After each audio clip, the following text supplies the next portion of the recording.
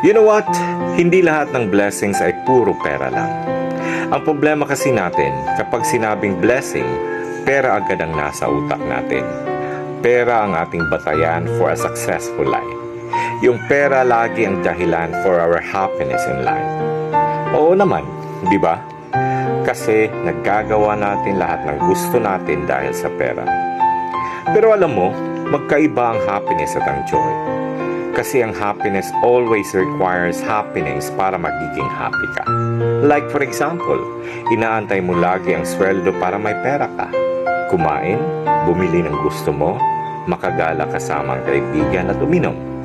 And after that, mag-aantay ka na naman sa susunod na sweldo kasi ubos na ang pera mo.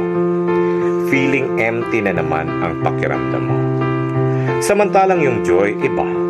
Kasi it's a state of being.